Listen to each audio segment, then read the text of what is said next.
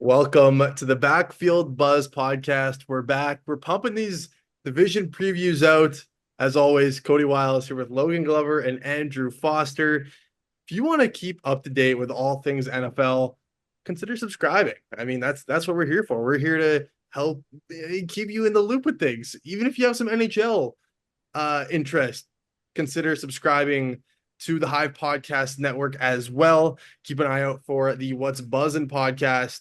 Over here on the Backfield Buzz, though, fellas, how are we doing? We're doing the NFC West today. If you guys want to take a look, a listen to the rest of the NFC divisions, go check out those videos. We're here at the NFC West. Frosty, how you doing? I'm living. I was watching Canada in the semifinals, the Copa America earlier, watching them get kind of thrashed around by Argentina a little bit. That was a little upsetting, but Yep. I'm here. I'm here. That's water off the back now. It's fine. Yeah, chilling, ready to go late night recording sessions. So, we'll see how this goes. Yeah, I'm not sure if you can tell, but it is pretty dark outside over here in Toronto, Ontario. That's why Frosty had brought up Canada Copa America. We've been just hey, we're just happy to be there, right? Oh, We're happy to be here. It could be no one worse. expected it. It could be worse. Anyways, let's as we do on these previews, let's start with who finished last in the division last year. Let's start with the Arizona Cardinals, a dismal 4-13 last season. They have made some additions, still major question marks around the rest of the roster. Glover, what do you think? I think you nailed it there. They made some solid additions. They had a really solid draft. Still a solid young team, but they're not there yet. They still got a long ways to go. I mean, this O line's a work in progress, might be generous. Like it's pretty rough. The defense has plenty of holes, especially in the secondary. You don't know what you're going to get out of Kyler Murray, and you're paying him a lot of money, and you're really not sure what you're going to get. The one thing I can confidently say about this team is Marvin Harrison Jr. is going to be amazing this year. Yeah, it's the best receiving prospect that I've laid eyes on in my life. Yeah. Period. End of story. I Oh, This guy is absolutely outrageous. I watched a lot of DeAndre Hopkins when he was in college. He's better. Like it's unbelievable. What scares me is, like you said, I don't trust Kyler Murray. I don't trust Kyler Murray at all. Um, James Conner's starting to get up there now. Is he going to keep up this level of production consistently year in year out? Still, like I like Trey McBride a lot, though. I will say I'm very high on Trey McBride. I think Trey McBride has this might be a little ridiculous, but I think he could have top five tight end upside. Um, I I'm really high on Trey McBride going into this, but the rest of the offense, I'm not quite so high on. yeah.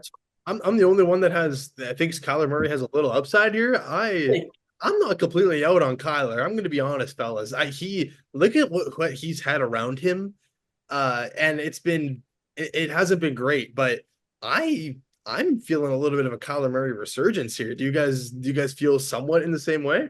Like he's still got the upside he has, but I mean, he hasn't shown much, and he has had help. I mean, he played his first couple of years with DeAndre Hopkins. That's pretty solid. And then Those were his best years. He had his yeah, best years. and then he wanted Hollywood Brown. They were buddies from college. He wanted him. They got him. It didn't work. Like, and he's had some trouble with injuries. He had trouble staying healthy. Nasty injury last year. Took a while to recover this year, and kind of was slow out of the gates once he came back from his injury. So we'll see. But I mean, it's also tough for him to show off what he's got because he doesn't have. He's going to be in similar situation to Justin Fields, mobile quarterback who's just going to be got scrambling around because he's got no time in the backfield this year. Yeah, that's the one thing is I'm not in love with this Arizona O-line. I'm not as familiar with it as I should be, to be completely honest, but Kyler Murray is going to make a lot of those problems go away. That's the one thing is if there's pressure in the backfield, this guy can run for days. So if the O-line's a little bit lackluster this year, the one thing I can trust is Kyler Murray's legs.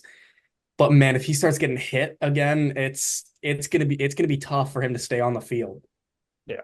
I will say as a former college O lineman, the three tackles that I had the most, just the most, like I guess what's a good way? I guess the like who I just thought were gonna be really good over these last couple of seasons.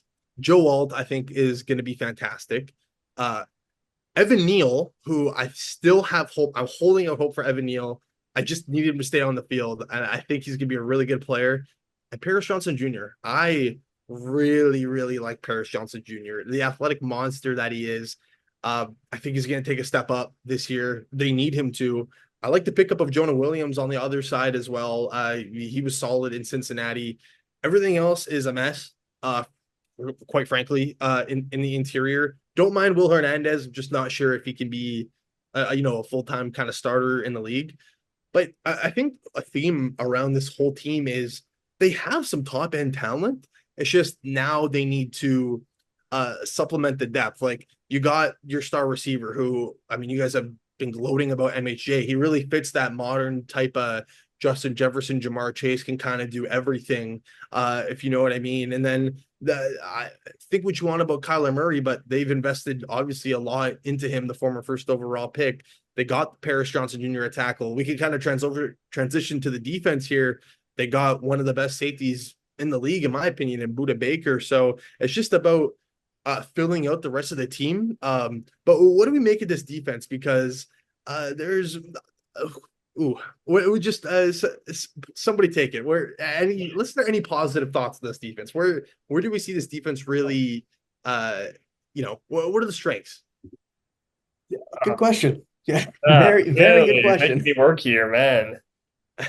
Like it's Buda Baker and that's it. That's the way I look at it. Like there's some solid young pieces, but nobody's been able to like carve out a real role. Like Zaven Collins, he was a solid pick a few years back. I like David Collins coming out. Yeah, He's gone nowhere. BJ Ojulari was not great last year.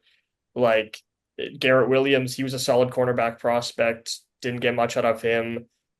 Kaiser White, like these guys they're still young and they still have room, but there's really just not a lot going for this defense. The offense has bright spots, young bright spots like McBride, Harrison Jr., Paris Johnson Jr. The defense doesn't quite have that. Yeah, their second round pick this year, Max Melton's probably going to come in and be their number one corner right off the bat. And you're not drafting a guy in the second round to come in and be your number one shutdown corner, realistically. Darius Robinson, another one of their first round picks from this year, probably comes in and immediately starts on the D line as well. It's they're they're gonna need their young guys to finally figure it out for this defense to manage to keep its head above water, especially with the teams that are in this division, because there's some offensive threats in this division. Yeah, they're in a real tough spot, and the offense is gonna have to carry the load. And we touched on it earlier just briefly. James Conner is gonna start to lose a step soon. I think that's just bound to happen. This offense is gonna get very predictable very fast if he loses a step because it's gonna be Trey McBride, Marvin Jones Jr. because the receiver room's not that deep. Like Zay Jones is solid, was a good pickup. Michael Wilson's okay. Greg Dortch is okay. Like this offense is going to get very predictable, and that's going to make it tough to get the ball moving. And then this defense is going to get caught on the field, and that's not going to be good because this defense cannot handle that. and I mean they clearly know it's a weakness. They invested a first, a second, a third, a fourth, and a fifth round pick on this defense. So they clearly have made it a priority, which is exactly what you need to do. I didn't love the Darius Robinson pick. I'm not the biggest Darius Robinson guy. They needed edge help, so I can't fault them for taking the guy that they wanted at that spot. But don't mind Max Melton. Don't mind the Sean Murphy Bunting pickup. We'll see what it does. But yeah, definitely big time question marks around this Arizona defense. Now let's move into the rest of this division where we kind of got rid of the maybe the outlier, the polar bear in Texas meme. It's let's go to the Seahawks now because they're interesting. Like they were a solid team, but they weren't able to make the postseason last year. They got a new head coach, Mike McDonald, and that's where I want to start. We got resident Ravens fan Logan Glover, knows the ins and outs of the new coach, has been keeping a close eye on him over the last couple of years. What kind of impact do you think he'll have? Because he's got some pretty big shoes to fill with Pete Carroll leaving. Yeah, I thought it was weird that they moved on from Pete Carroll in kind of a weird way, but Mike McDonald is so amazing. I was just praying he didn't get grabbed and get hired. Like he was so good as the Ravens DC last year. This team dealt with injuries, it dealt with poor depth, it had all sorts of issues going on. It didn't matter. The defense was still one of the best in the NFL. Like his system is perfect. He's so good at disguising blitzes, at masking his coverages, at switching it up on the fly. His in-game adjustments, I think, are probably second to none because that was what the Ravens really lacked back when they had Wink Martindale. They would live and die by the corner blitz, by the linebacker blitzing. They would just live and die by that and cover one and all that sort of stuff. With McDonald, he wasn't like that. If the blitz didn't work, he'd switch it up. If the laying it back didn't work, no light back pressure didn't work, rushing forward didn't work, switch it up. Like he was so quick to make that adjustment and realize it. And again, he knows how to get the most out of these players. The Seattle defense is a lot of players that I think have a lot of potential, but haven't been able to realize it. Guys like Boya Mafe, Derek Hall, Jerome Baker, Tariq Woolen, and Devin Witherspoon will probably have good years as well. I think he'll be able to maximize the talent that those young players have in this defense. I do agree. I think Tariq Woolen and Devon Witherspoon should be one of the best 1-2 corner punches in the league now under him. So that I think that's going to help them a lot. I don't know what the rest of this defense though. If there's anybody that's going to make it work, it'll be him.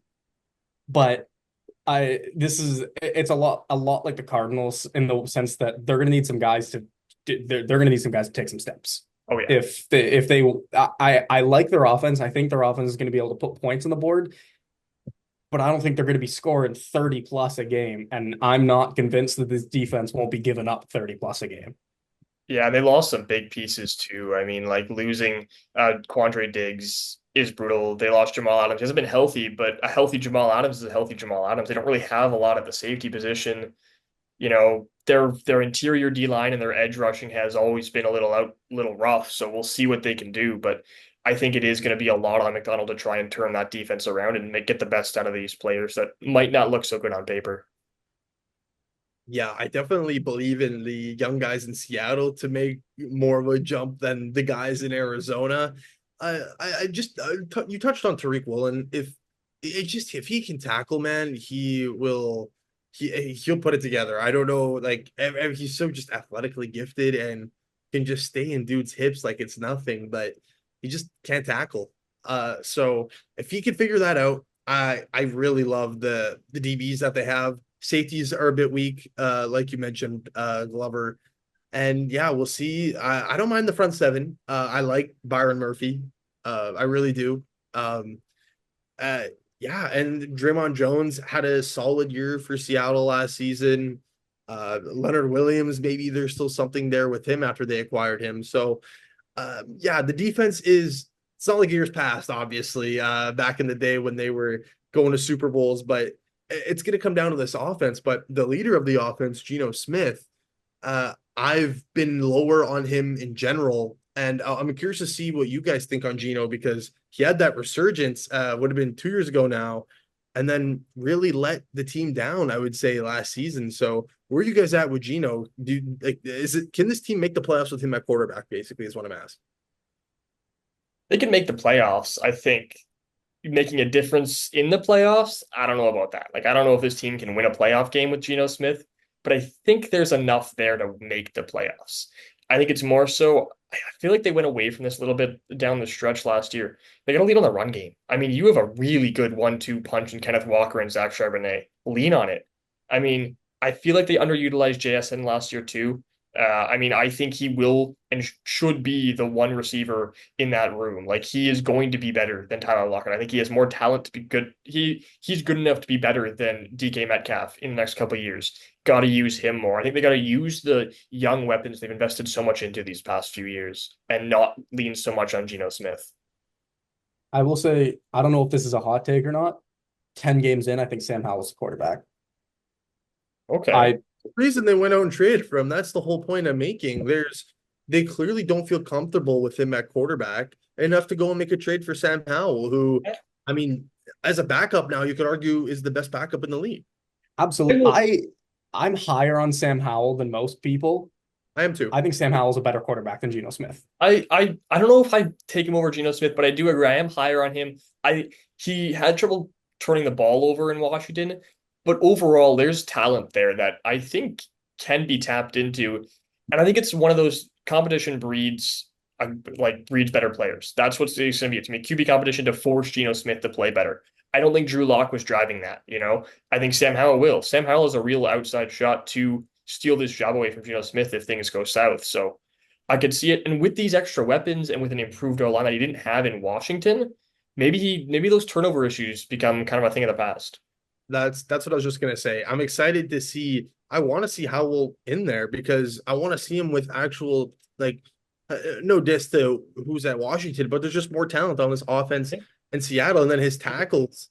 I mean, Abe Lucas and Charles Cross are one of the best young tackle duos in the league. They both have really stepped up. They even picked up George Fant, who was solid for the Texans last year across stretches. So yeah, I mean, we touched on the receivers as well.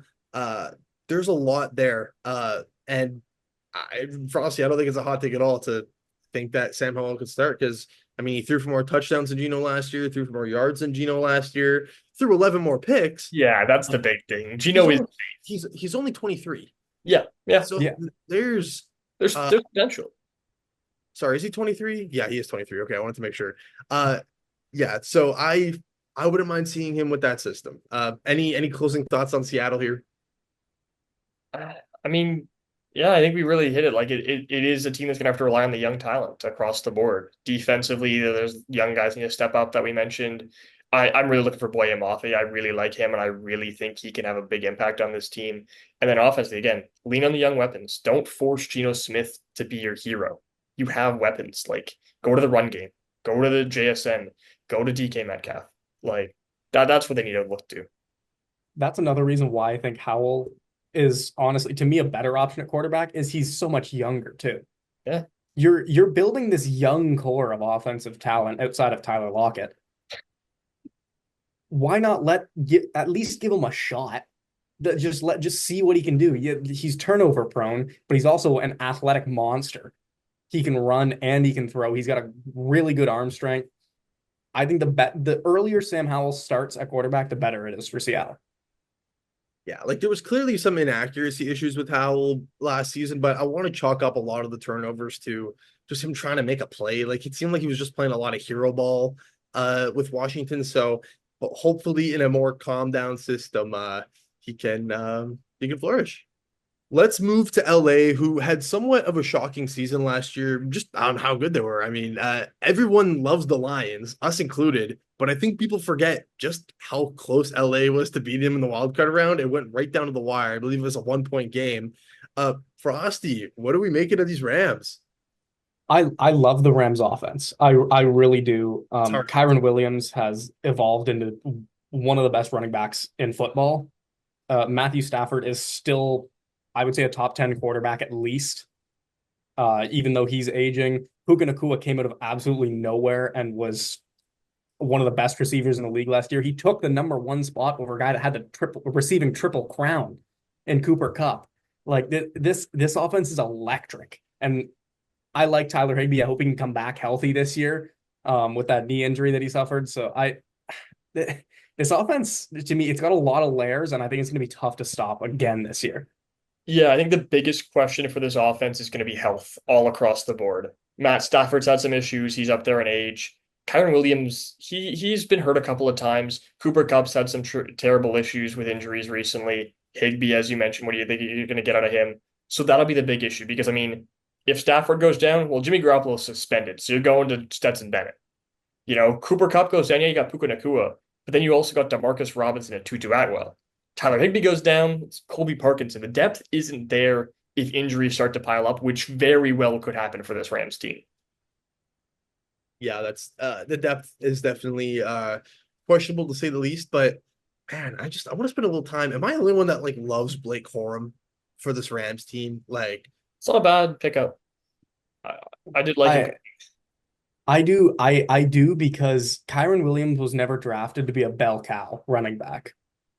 He wasn't. And if you use him as a bell cow running back, you're going to Todd Gurley the guy, and he's going to be out of the league by the time he's 30. So if you get Blake Corum, that he's already had the 1A split while he was at Michigan. He can come in and take even if it's 10 carries a game, Kyron Williams gets 15 to 20 a game, and Williams does the receiving work. I'd be happy with that. If Corum can be any kind of productive in that offense, I think it's a great pickup for them. And they didn't spend much draft capital on him. I mean, it was a third round pick. Like, Yeah. The Rams will donate on those late round picks, so who knows, maybe he'll just be insanely good just because the Rams took him in the late round. They just hit on every pick, man. Like Sure. I guess like the late round picks, but That's because they man, haven't had any first. yeah. Well, let's go to the defense now, where there was some high overall picks, both from Florida State, both D linemen, Jared Verse and Braden Fisk. Let's start with this D line because yeah, they've made a reasonable, sizable, like just investment in this whole. Even down to last year, like Byron Young and Kobe Turner really made an impact for them as well. Like, what do we make of this Rams defense beginning in the front seven? Well, they're trying to fill a pretty big hole. I think that's what I this was okay. Here, is it weird to think that the Rams got better when you lose one of the best defensive tackles of all time? they put a serious effort to making sure that hole was not there at the start of the season. That they made a serious effort to putting as much draft capital possible into those positions. I mean, the Byron Young and Kobe Turner picks, to me, they seem like they were in preparation because there was rumors of Donald wanting to retire after the Super Bowl win. So those picks to me were made in going, okay, this guy obviously is ready to hang him up. Let's get going now. These guys can learn under him, and we'll draft again even if they don't work out or if they do work out. Like this is going to be a dangerous D line even without Aaron Donald. It would be ridiculous if you stuck him back into this D line. They would be unstoppable. But Braden Fisk, I love that pick. I love Jared Verse. I think he's going to be a freak off the edge. He is just going to be so destructive. Byron Young and Colby Turner were fantastic last year. This is going to be a dangerous pass rush, and they don't even have the guy that led it last year. yeah, that's the thing is they've seamlessly transitioned into and they've kept that elite pass rush the whole time. Like we've said it, I think in every single division so far, football's won in the trenches. And LA has prioritized the defensive side, and they've done an incredible job of doing it so far. Like you said, I love that Jared Verse pick. I loved that pick. He's going to be an absolute monster there. And every rusher on this team is young. They're already good. They're a high round pick. Like there's a lot to like in their front seven. Yeah, I love Byron Young. I already brought him up. I need like 8 sacks last year for him. I mean, him and So Kobe Turner were upgraded. both third round picks last year as well. And Kobe Turner had a good year himself. So, like you mentioned, Glover, they've really supplemented it with young guys. And even another pick I like of theirs, Cam Kitchens in the third round. I mean, that's a possible like the safeties are all right in John Johnson and Cam Curl now, but I mean, he's even in the secondary. So what do we make of this secondary? Because easily the weakness of this team last year was the pass coverage. They go out and get Trey White, who we all know was talent level. It's just about if he can stay healthy and how much of his athleticism has been zapped now after what I believe it's been multiple knee injuries now. So where are we at with the back half of this defense? I mean, realistically, to me, the Trey White signing is perfect. It's low risk, high reward. If he comes back and he can't keep up, your secondary is pretty much in the same spot it was last year. You still made the wild card round anyways, and I think your pass rush might even be better than it was last year.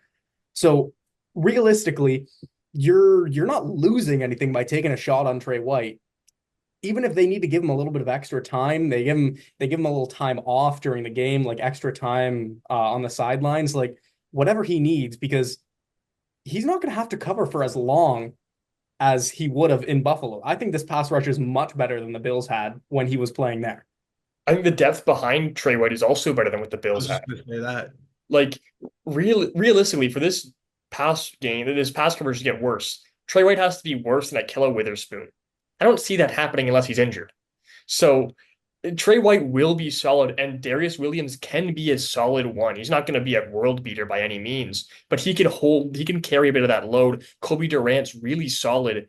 So Trey White doesn't have a ton of pressure. He doesn't need to do a ton. He doesn't need to carry the defense. He just needs to be a solid complementary piece, and this defense will be very, very good. I don't even mind a couple of their 6-round picks in Darion Kendrick and Quentin Lake. I think that's just decent depth for them as well. Like they're young, they're really good, honestly. Like this, they're in a tougher division, so I mean we'll get to the standings in a little bit here, but I like the Rams, and I had them going to the playoffs again. I'd be shocked if they weren't in, to be honest with you. So that's the LA Rams. Of course, the one team we haven't talked about yet, the San Francisco 49ers. Last year, fun fact, every single one of their playoff games were decided by 3 points, if you didn't know. Beat the Packers by 3, beat the Lions by a field goal, and lost to KC in the Super Bowl by 3. Glover, San Fran, how do you feel? You know, the San Francisco 49ers, that's like, they're going to be good. You could stick me in quarterback and they'll find a way to turn me into a No, pro. you tell me you don't have a hot take that the Niners are going to miss the playoffs or anything. Yeah, no, I don't the Panthers can make the playoffs, but anything is possible at this point. Anything is possible. I think the biggest question mark for this team is going to be Brandon Ayuk. I don't know what his plan is. He loves stirring some stuff up. Yeah, I'm going to go to Washington. No, you're not. You're not going to Washington. Like I don't know what he's going to do. He wants a lot of money. They just paid Deebo Samuel. We'll see. They did lose a lot of pieces last year. But they always seem to lose a lot of pieces. They're very good at turning those pieces back over into cheaper budget options, who then break out and have fantastic years. So this team will always make it work, no matter how good the roster looks on paper. As long as they're healthy, they'll probably be the 1 seed. Like, this is how good this team is. Yeah, it's that simple. Like this team is just to me, the only thing that can really stop this team is health. That's it. If this team's healthy, they'll probably be the 1 seed. They'll probably make it to the NFC Championship, at least, if not the Super Bowl. Like this roster is unbelievable. You still cannot convince me that Brock Purdy's a Super Bowl level quarterback, though. And this team will not win a Super Bowl with Brock Purdy at quarterback.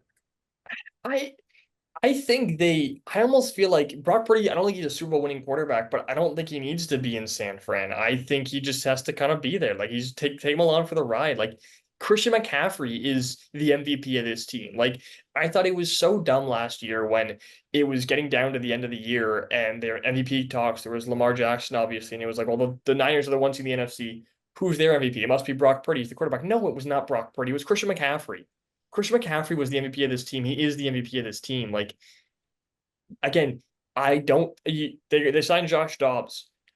I would love to see what their record would be with Josh Dobbs at quarterback. I really just, if they could just do a social experiment for a season just to like prove all the Brock Purdy lovers wrong, I'd love it. But it probably won't happen, unless he gets hurt. That's the only way Josh Dobbs is getting in there. I mean, so let me just pull up Brock Purdy's numbers. I mean, when you look at the numbers, yes, obviously, but like, again, Jimmy Garoppolo had great numbers there. What did he do? Did Jimmy Garoppolo not also bring them to a Super Bowl? He did. They lost to KC. They choked a lead to KC. They were up big. So nearly 4,300 yards for Purdy last season. That was 5th best in the NFL. 31 TDs. That was 3rd best in the NFL. And he had a 72.8 QBR, which was the best in the NFL. Guys, he's 24. What you can say about Brock Purdy, he is super smart. He will always, I mean, the majority of the time he makes the right play and he does exactly what Kyle Shanahan wants him to do. He's only 24. He can only get better. I mean, Super Bowl winning quarterback is tough because how many quarterbacks in the league do you think are at that level? 3 or 4?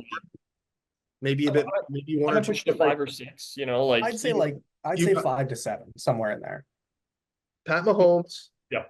Lamar Jackson. Yeah. Who else do you want to Josh Allen. I think Josh Allen. He's a Super Bowl winning quarterback. Sure. And I'm surprised you didn't say CJ Stroud is probably going to be a Super Bowl winning quarterback. He probably has. Get there. I was thinking about Josh Allen. I was like, well, Josh Allen is. He just keeps running into Mahomes. Like, it's tough. I still think Joe Burrow is. And yeah, I was going to throw Joe Burrow in there. I think Joe Burrow is. That's 5. And depending on what Aaron Rodgers, Matt Stafford clearly is. I Matt think. Stafford did it. Like Matt Stafford and Aaron Rodgers are up there due to age, but they've both done it. Can they do it again?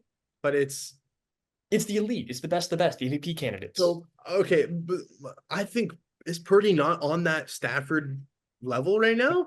No, No. I don't think so. Like I the big thing is like he's making it work and he's doing well Is with this Purdy not a offense. top 10 guy? We're basically saying is Purdy No. top 10 in the NFL. Nope. I gotta go through it here. So let's be real here. So Hey, we're a I'm bit ahead of schedule. We can because this is the real question about the 49ers, yeah, right? Is it all comes down to Brock Purdy because he's young. He can take a step, guys. yeah, but I'm taking Josh Allen. I'm taking Lamar Jackson. I'm taking Joe Burrow. I'm taking CJ Stroud. I'm probably taking Trevor Lawrence. I really like I think Trevor Lawrence is really solid. I I'm not saying he's the fifth best quarterback in the league, but I think he's still better than Brock Purdy. I'm taking Pat Mahomes. I'm taking Justin Herbert. Dak Prescott's close. Like I might take Dak. I'd probably take Hurts. That's at least eight. Uh, I'd take Jordan Love. Um, Okay, so I think you could argue he's at least in the top 10 conversation because I think I genuinely don't think it's like you can consistently you can throw Jared Goff. I think he's in that Jared Goff, Dak yeah, Prescott, I think you can throw him in the 10 to Trevor 15. Lawrence, like bottom The 10 half to of the top 15 10, range. early top of the 15. Yeah, but that's not a Super Bowl winning quarterback. That's a guy you win with, not because of, you know? I'm implying that he could take a step. Like I think he can cement himself as a I don't top guy next year. I don't know if the physical tools are there for him to take a step. I think he can still be just as good as he was last year, but he doesn't have the arm strength or the ability to just like Fair. make not something out of nothing. Like he doesn't have the creativity that a guy like Mahomes has, or the way to work out of a system the way Lamar Jackson does. Like he doesn't have Yeah, that his extra numbers are level. that good. Yeah, that's the thing, because this system is fantastic. He's got weapons all over, but like his ability to elevate them, I'm not sure if it's fully there. He's got a lot of help and it makes it real easy. I'm Sure, I'm just still counting how many quarterbacks I've taken over Brock Oh Purdy. my. like there's I think there's certain guys you can like yeah the system is it's unfair to Purdy, right? Like Yeah. and it's Talk unfair about the things to you other can do quarterbacks elsewhere. who are in bad systems, right? I think it's just your personal preference. Like I just value to a more degree than you guys, it seems. Just being able to take care of the football, make the right play. And he had some huge runs. He might not be athletic, but he knows when to tuck and run, and he will get a first down. Like we saw that all throughout last year. I get it. He has so much around him. I fully understand that. But like I just tend to be higher, and I also think he can take a step. But I think Frosty's stewing Oh the yeah. this Oh is yeah. I'm marinating over here, brother. okay. Well, Let's I'm hear yeah. it. hit me with I it. think there's 17 quarterbacks that are better than Brock Purdy, and I think there's more that there's a question about. Wow. I think I'll run through it. This is in no order. This is just I'm looking at the teams. I went by division. Go Patrick ahead. Mahomes, Justin Herbert, Lamar Jackson, Joe Burrow, Josh Allen, Tua, Aaron Rodgers, CJ Stroud, Trevor Lawrence, Matt Stafford, Jared Goff, Jordan Love, Jalen Hurts, Dak Prescott, Kirk Cousins, Baker Mayfield. That's 16 quarterbacks. I think I there's an argument for Anthony Richardson to be better. We'll see what he I can think do. there's an argument for Kyler Murray to be better. Like that, I don't think that's that crazy. I could get behind that. There's a lot of names there that I don't know if I take him over Tua, but I don't think it's that far off. Like Caleb Williams, Drake Baker May, Mayfield over Brock Daniels, Purdy they could is. do. I like Baker, but that's a little to me. That's a little wild. I think Baker's a really good. I think Baker's a top half of the league quarterback. I guess we're kind of in the same realm. You just definitively have it. I think he's in like. There's a lot of that guys in that tier though. You have Yeah, a little lower, like on the lower end, but like once you get like to 8 or 9, like you're there's eight. like 10 Like guys in that tier. yeah, based on the week, like Baker Mayfield plays like a top 10 quarterback some weeks. No, Well, like yeah, like Yeah, you really you have the six like elite guys that we keep mentioning, and then you have the next 10. yeah, That's there. You can swap them around as you feel. Some are definitively better than others, but most of them are all pretty interchangeable. yeah. It's just Brock Purdy. I I feel like it gets knocked a little bit just the system he's in because Pat Mahomes has always been in a great system. I obviously I'm not saying anything talent wise. I'm just saying like you can't fully hold that against them. You know what I mean? Because it still takes somebody to execute in that position.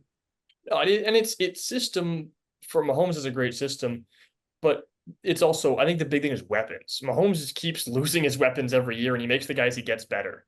He's always been able to improve guys. Like I'm sure Hollywood Brown will have a career year this year for Oh, just for because sure. he's playing with Mahomes. Like I Mahomes, wasn't comparing the two. I shouldn't even. yeah, but like that's I sort was of the thing just is like saying, just you can't fully like it's no, unfair because you could go to any quarterback and say this or that about the system. You know what I mean? yeah, I just think that the talent's there, and again, Purdy was a seventh round pick because the upside wasn't always there. That's kind of why a guy that slips. He's got the mental fortitude.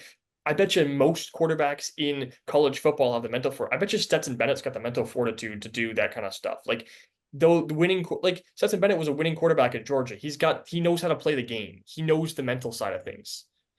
I would argue. I'm not saying he'd be as good as Brock Purdy. I'm not saying that at all.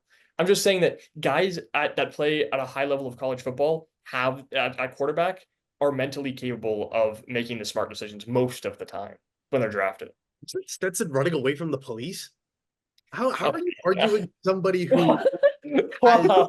a It mental? was the first college quarterback that popped in my head. He's a winning guy who never did anything in the He's not doing anything in the NFL. That was just the guy that popped in my head. I wasn't talking about his legal issues. I'm I would say I'm pretty high up on the Brock Purdy hate scale, especially as a Cowboys I fan. was That just was gonna one of the say I'm worst looking comments at I've ever you heard in and my I see life. the hat. There is no way that you just compared Stetson Bennett to Hey, Brock Purdy. we just had Wiles compare Brock Purdy to Patrick Mahomes. All right, I Oh, don't. Was Stetson Bennett older when he played in the Probably. I think national he championship than still Brock is. Purdy when he played in the Super Bowl? He might be. The point I'm making, like, all I'm saying is, like, guys that play, like, most guys that play quarterback at a high level mentally have the skills to do the things that Brock Purdy is doing. Like, you're mentioning a lot about how his decision making is really good. I think there's a lot of guys that just don't have the physical tools or don't work well under pressure who have some of that stuff. Okay, So well, my main problem with keep going, him, keep going. this is the last. I promise this is it. This is it. This is the last thing I'm gonna We say. spent more time on Um, Brock Purdy than we did on the Rams Seahawks. so in the Super Bowl, Brock Purdy did not have a bad game. 23 for 38, 255 yards, a touchdown, no picks. That's Christian McCaffrey got stuffed. 22 carries for 80 yards, 3.6 carries, 3.6 yards a carry. The scary thing to me is when McCaffrey was unable to run the ball, McCaffrey was the only person that Purdy could get the ball into his hands. The only person that he could get the ball into his hands was the guy that was the majority of the time running a flat out of the backfield and he's throwing behind the line of scrimmage and saying, go break a tackle. Brandon Ayuk, Debo Samuel, and George Kittle combined for as many receptions as Christian McCaffrey had. Yeah, like this offense can get predictable. It's tough to stop McCaffrey, but I mean, we also forget how dominant the Lions were against them. The Lions secondary eventually gave out, but that secondary was weak. That was a weak secondary. And they did a really good job in the first half on shutting down the Niners offense. Like they're definitely going to be amazing this year, but I don't think this is not their year, I don't think. Like I don't know if because that's the thing when your team gets locked down, when your system gets shut down, when your top guys are getting shut up, the quarterback elevates them. The quarterback saves the game. When Travis Kelce's getting locked up, Patrick Mahomes finds a way. That's what elite quarterbacks do, and I don't ever see Brock Purdy being able to do that. Yeah, I will say that was a Steve Spagnuolo defense, Chiefs defense. Yeah. Like they had a lot of quarterbacks in the blender, for sure. Like I think it's going to be in a different context for Purdy this year because honestly, I think you'd be somewhat a bit ignorant to think that McCaffrey's kind of not going to get hurt. I mean, this was the most games he played in 5 years, so will I never want to wish that on anybody, but No it's hope. he's been known to get hurt, right? So when he goes down, I actually do have some concerns for this 49ers offense, right? Especially with the black cloud looming over that is Brandon Ayuk. I think the O line is taking a step down. I don't think the O line is as solid as it was previous. Like, I obviously Trent Williams is Trent Williams, but I haven't been the biggest fan of the line. That's also why I'm a bit higher on Brock Purdy. I think he's getting pressure in his face to some degree, and he's still not turning the ball over. I didn't like the Ricky Pearsall pick at the time, but the more the Pearsall pick has grown on me. I don't know if what you guys know about Pearsall, baby. I have mainly because CJ Stroud said that Pearsall was fantastic. No, but then Just you go fall back, right in. Hook, line, and sinker. you go back and watch, and he's a different style of receiver than like a Leggett that I thought they were gonna get maybe at that pick, but I don't mind it. What do you guys think about Pearsall and the weapons that are around Purdy? I think he's solid. Like, I got nothing against Pearsall. I just think there were better options available at the time. That's really my big thing with it. Yeah, that's really my only problem with it. But I think they went some kind of a weapon offensively, pass catcher, because they knew that this Brandon Ayuk situation was going to happen. Well, I mean, there was better He receivers needed available. Like, I would have taken Yeah. Keon Coleman, Lad McConkey. I know there was the question marks around AD Mitchell, but I still would have taken a shot on AD Mitchell. I think he's going to be amazing. He's I been think Pearsall's just dominant. a really good fit for his type of receiver. He might be, yeah. Like Smooth moving, quick.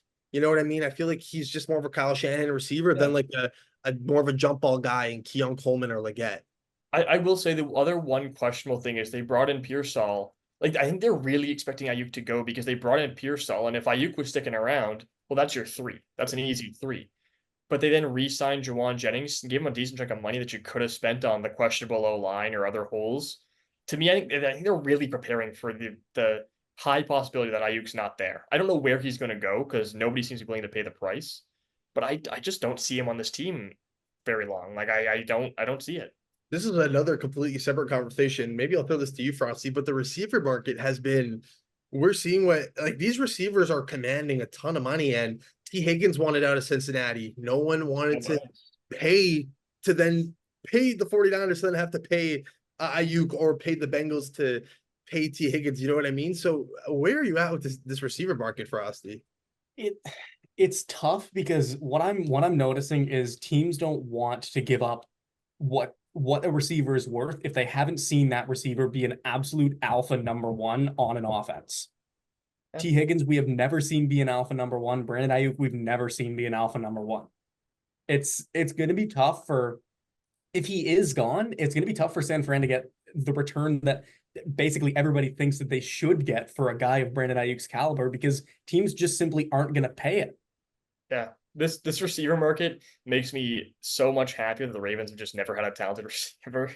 Lamar Jackson. Like, I love Zay, and I think Zay is going to be amazing, but like, it really is brutal. Like, you just got to keep paying these guys more and more and more and more. It's ridiculous how easily, like, it feels like the agents just go in there and be like, yeah, we want to be the highest paid, and the GM goes, okay, and they walk out. That was it. Like, I don't understand how that works. I don't know how you can get away with that. Like, I don't know how Devontae Smith is able to walk into a room and be like, yeah, I want to be a top 5 highest paid receiver in the NFL. How? You're not even the best receiver on your team. I don't get how that's the way it is. Like, Marlon Humphrey, he was constantly talking about it over on Twitter. He's made it a big deal about it. The quarterbacks, the receivers are doing that. The quarterbacks are doing that.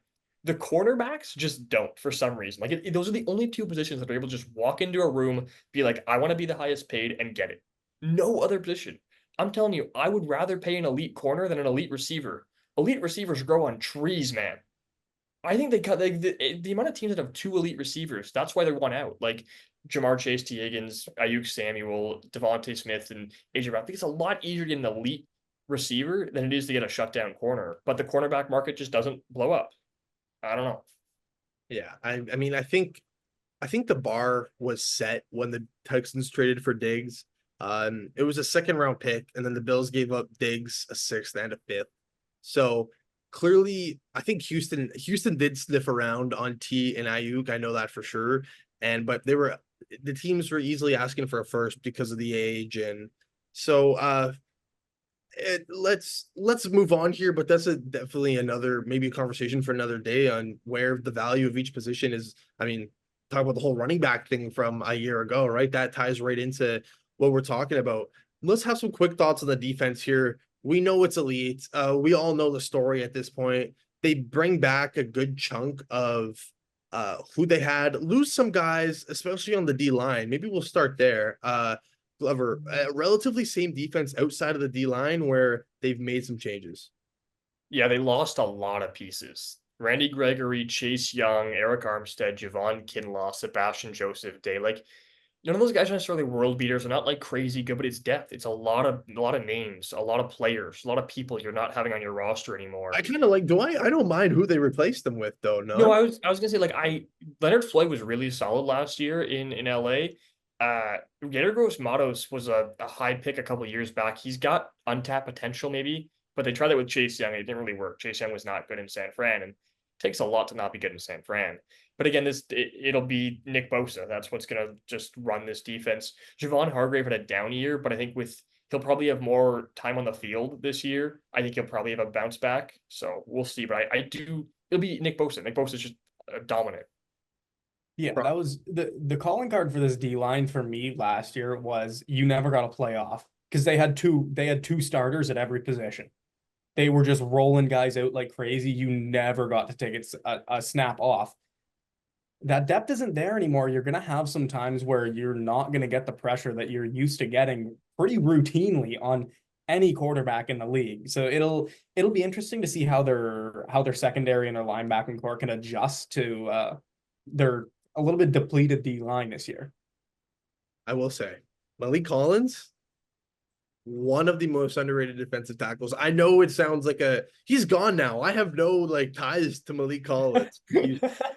But he, especially with that 49ers D line, it getting funneled to him on if he's playing on the same side as Nick Bosa, I think that would be ideal for him.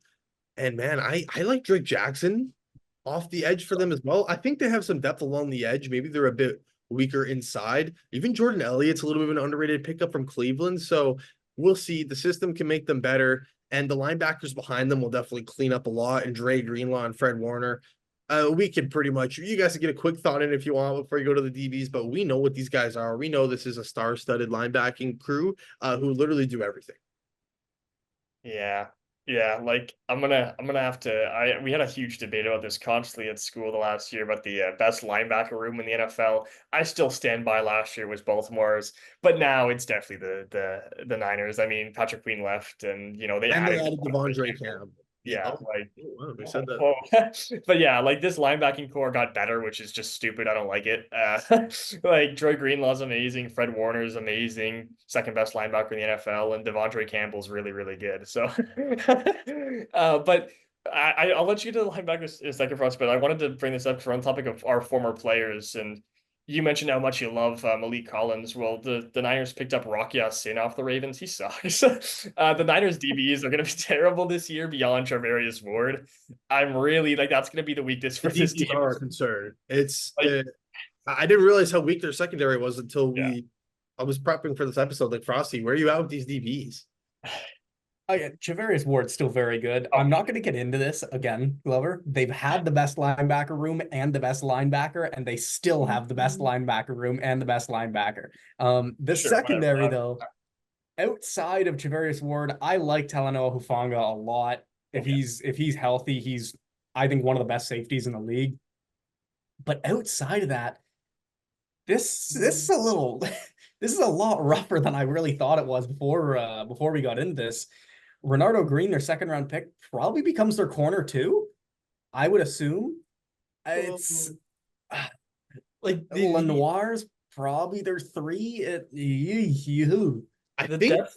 if I have a read on the 49ers fans, I think they don't mind Lenore and Jair Brown. I think they are a bit higher on those guys. Maybe it's just the one 49ers fan I've talked to who liked them, so that's where I'm getting this general read. But Is we're that kind Mr. of Zach Chamaris you've been talking to?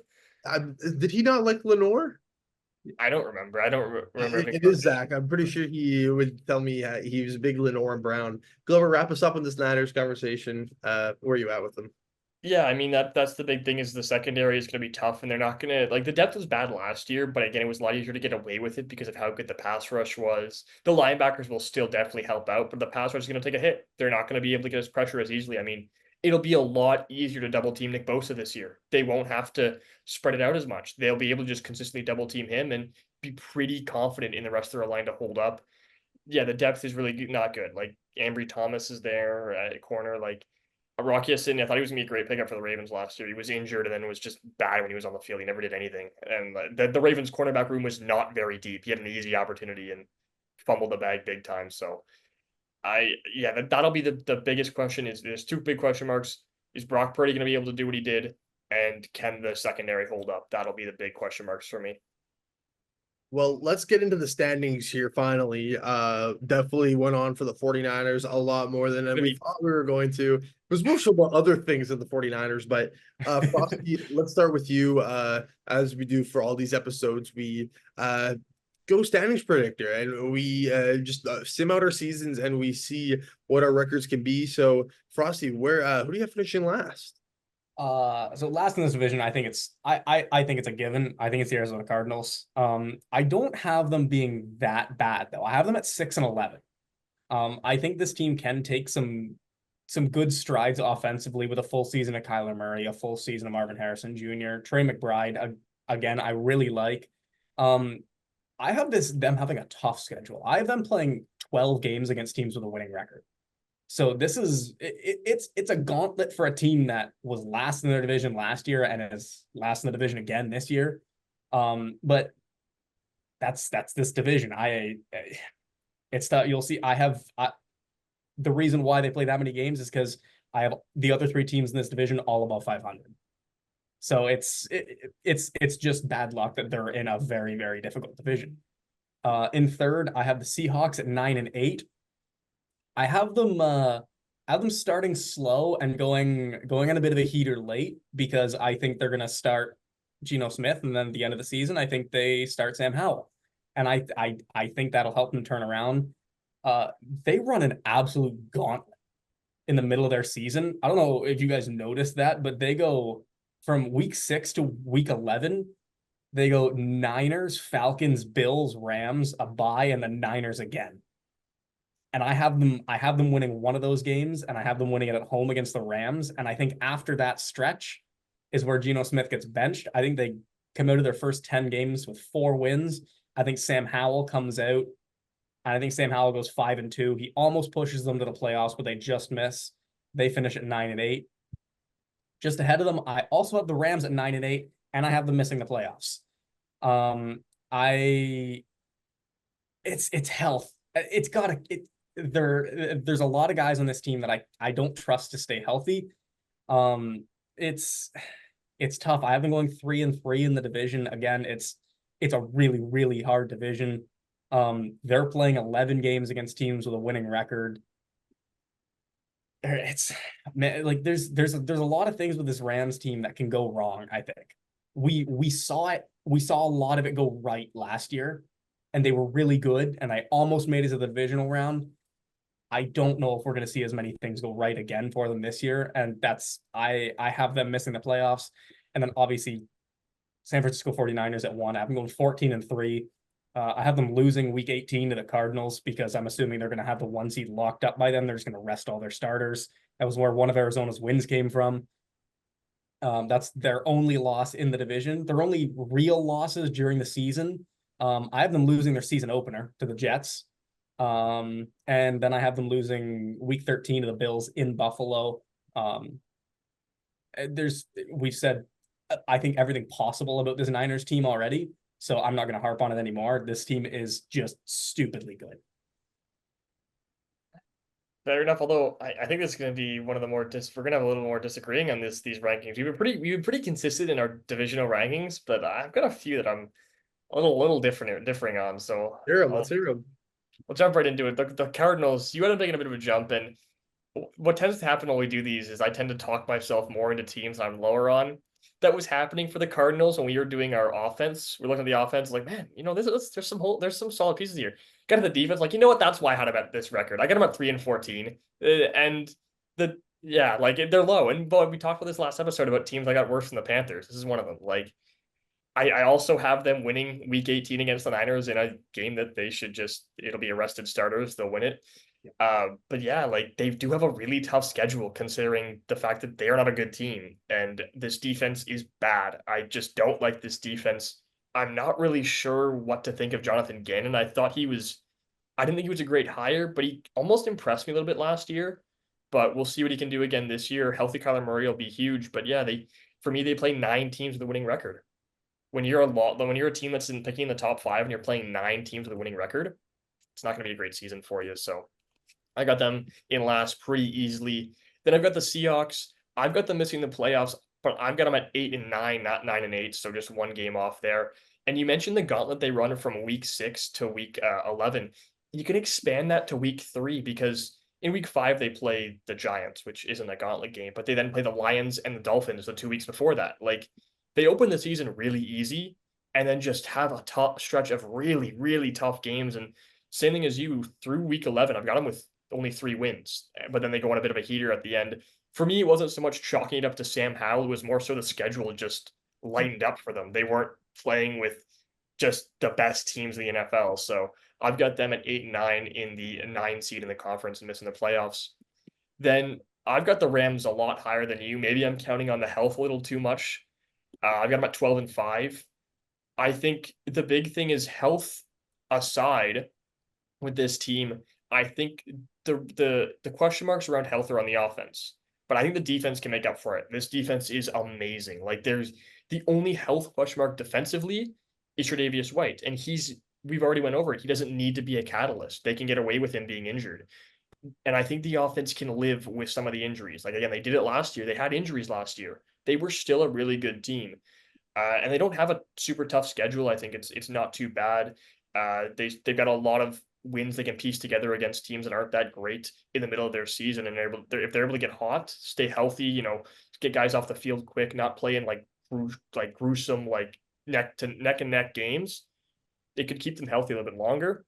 And then again, same thing here, top of the division, the 49ers, 13-4. I got a 1 game difference.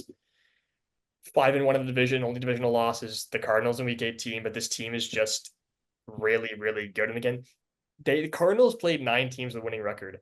The Niners play 10, and they're a significantly better team. They're going to beat a lot of those teams with winning records. Like they open their season, Jets, Vikings, Rams, Patriots, Cardinals, Seahawks. That's pretty solid way to open the season. And the Niners are always a regular season team. Like I gotta beat the Chiefs because the Chiefs in the regular season suck and the Niners are really good. But like they've got a not a crazy hard schedule and they're a crazy good team. So 13-4, even with the question marks around their quarterbacks. Okay, my turn. I think that both of you guys raise solid points of all the teams. Based on our Cardinals conversation, I had the same record as one of you guys. Frosty at 6-11, Glover at 3-14. Where do you guys think I lay? I think you went 6-11. You got a lot of high winning. I think you went 3-14. So you guys each think I think you went with Glover's record. I have them going 6-11. We were talking about how just how good Marvin Harrison Jr. is. I mean, this is going to be Kyler Murray's best. Maybe not as good as DeAndre Hopkins, but I mean, D-Hop wasn't necessarily. He was in the later stages of his prime during Kyler, so we'll see what Marvin Harrison Jr. can do in his rookie year. I have him going 6-11. Seahawks, I have the same record as somebody. Do you guys? I mean, it was 8-9 and 9-8, but we're not going to play that. I had the Seahawks going 8-9 and missing the playoffs. We all had them missing, I believe, right? Yeah. So, they're just right now a 500 team. The quarterback situation, like Frosty masterfully laid out about he knows exactly when Sam Howell coming in, and so he's got it all mapped out. And I think that's a realistic possibility about the Seahawks. It's not going to be smooth sailing for them. They just the quarterback play, and they have a little too many holes for my liking to cement them as a playoff team. Let's play with the Rams though. I had the same record as one of you guys. I had 12-5 for Glover or 9-8 for Frosty. What do we think? I think you're high on the Rams. I think you're going 12-5. We've talked about this. I'm pretty sure you're high on the Rams. I'm going 9-8. I am high on the Rams. I do like the Rams. So it's kind of we did these a little bit ago. Like I genuinely think they shouldn't be taking a step down. They were 10-7 last year. These are one of the teams, one of the times where if you do a standings predictor and then you talk about it with some buddies, you'll know what I'm talking about. Where it's like, kind of when we do these, I was like, oh, I like this team a bit better. I think the Rams could repeat a 10-7 from last year. I'd have to see on the schedule, but I think a 9-8, 10-7. I have them making the playoffs though at 9-8, unlike Frosty, who has them missing. But San Francisco, what else do I need to say? 13-4, I have them with Glover. Well, Frosty, you have them a little bit better. Don't know what else to say about these guys, right? So I think we're all relatively in the same area. What do you think could be like a shocking result? Like is it possible the Niners aren't on top of this division? Is it possible LA can I fully think, make the well, jump? I only had a game difference between them, but I don't know how realistic Do it is we because think McCaffrey? We were talking about the health with LA. Is there not a health concern for San Francisco as well? that is true. That could be a big thing. I think the biggest surprise that I could see happening is the Seahawks. The Seahawks are always the team that's underrated and then has a really good year. That's sort of just what they've done since Russell Wilson left. I thought they were going to be like one of the worst teams in the NFL, and they've kind of just stayed afloat for those years. So I could see them being a 10-7 team and making the playoffs, but I've got them at 8-9, so we'll see. Yeah, to me, I think the biggest wild card is the Cardinals. True. I mean, if Kyler Murray comes in and plays like a number one overall pick, Marvin Harrison Jr. plays like the greatest receiving prospect we've ever seen, I could see them going around 500. They need some steps on defense, but if everything comes together offensively, like if they play to their max potential, this is my Panthers. I was gonna say this is my Panthers. You can get behind the Cardinals with no O-line and old running back and no defense getting to 500, but the Panthers doing it was The crazy. Cardinals O-line is better. The Cardinals Cardinals, O-line is I better? like the Cardinals Yeah. tackle duo. I like Ike Ekwonu. I think Ike Ekwonu and Taylor Moton are pretty good. I take Taylor Moton over both of those guys. But I think Icky's the worst by far. I didn't like Icky coming in, and I'm not a hater of Icky. I just think I thought so I'm blanking on who's the other tackle in his class. Evan Neal. Oh yes, and I brought Evan Neal up already. I just think Evan Neal is so much. I just have so much more faith in Evan Neal, and I don't. I like the Cardinals' weapons better too, and I like the quarterback better. I think Kyler Murray is a better player than Bryce Young right now. He has to model his game after Kyler, basically. Yes.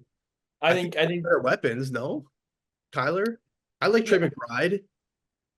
I think definitely the Kyler has the better high end weapons, but I like the quantity that are like I do like Deontay Johnson, Adam Thielen. Like they're solid pieces there. I like Xavier Legette.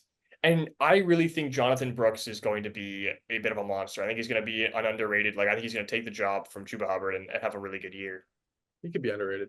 And Jatavion Sanders, maybe he has a Trey McBride like year as a tight end, not late round pick, but second round pick kind of thing. Like I don't think that's Trey Benson, even their third round pick, the Cardinals. Trey Benson I think will have to take a big load with James Conner. I think his time might be on the back end there, so we'll see with that. But I think Trey Benson was a solid safety net.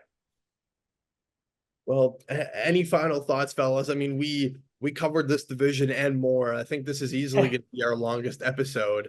Yeah. Final thoughts to wrap us up. Yeah. Final thoughts to wrap us up, Frosty.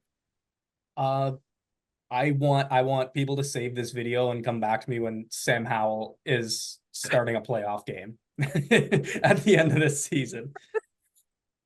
Also come back to it for all the Brock Purdy haters or lovers will come back and be like, yeah, you were wrong, or oh my god, I knew it. Brock Purdy sucks, and we have guys from both sides here. So yeah. Oh, what's fun about this is a type of hey, that's the world, right? If you gotta go, anybody can go clip it, right? You just go grab a good take from one of these podcasts and there you go. And now you're the smartest guy in the room. Or the dumbest guy in the world. I mean, no, you should really be saying if the Carolina Panthers make the playoffs. And here you are arguing about the Panthers again. What's this guy? Give me the Panthers, baby. I'm higher on them, man. And you have the Canales now. It's my guy. You have the Panthers at 5-12. Okay. That's a reasonable record. What's more realistic, Carolina to get to 5-12 or Arizona to get to 6-11? Well, I predicted one to get to 5-12, and I predicted one to go 3-14. So to me, it's the it's the Panthers. But all right, well, we'll end it there in a Cardinals versus Carolina beef. That's why you come to the Hive Podcast Network. Thanks for watching. Please don't forget to like and subscribe and mean everything to help continue to support us. Thanks for watching and keep it buzzing.